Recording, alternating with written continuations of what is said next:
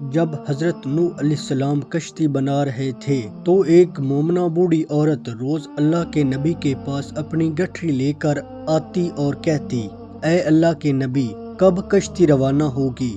حضرت نوح علیہ السلام فرماتے، ابھی دیر ہے۔ وہ عورت شام تک بیٹھی رہتی اور پھر اٹھ کر چلی جاتی۔ ایک دن حضرت نوح علیہ السلام نے فرمایا کہ اے عورت، جب جانا ہوا تو تمہیں بتا دیا جائے گا۔ یہ عورت واپس چلی گئی اور انتظار کرنے لگی کہ کب نوح علیہ السلام بلائیں گے۔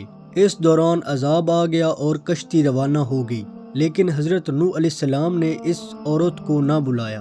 ظاہری طور پر حضرت نوح علیہ السلام کو اس کو بلانا بھلا دیا گیا۔ جب طوفان تھما تو حضرت نوح علیہ السلام کے دل میں محبت اٹھی کہ شہر کو دیکھوں جہاں سے چلا تھا۔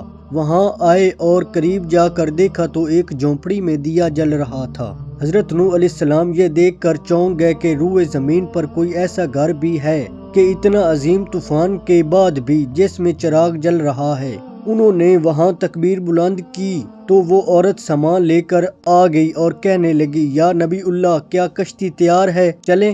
حضرت نوح علیہ السلام نے حیرت سے اس کو دیکھا اور کہا، رکو بڑھیا، کیا تمہیں کچھ بھی پتہ نہیں چلا؟ وہ کہنے لگی، یا نبی اللہ، کیا نہیں پتہ چلا؟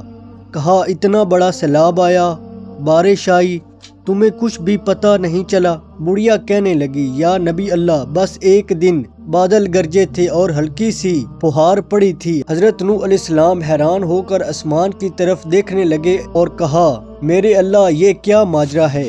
اللہ تعالیٰ نے حضرت نوح علیہ السلام پر وحی بھیجی کہ اے میرے پیارے نبی، اس عورت کے دل میں چونکہ تمہاری محبت تھی اور تم نے اسے پابند کر دیا تھا، اور چونکہ تمہارا اس سے وعدہ بھی تھا کہ نجات کی کشتی میں اسے لے کے جاؤ گے، تب جب کہ تم نے اپنا وہ وعدہ پورا نہیں کیا، لیکن اے نوح علیہ السلام، میں تمہارے وعدے کا ذمہ دار تھا، اس لیے میں نے اس بڑھیا تک عذاب پہنچنے ہی نہیں دیا۔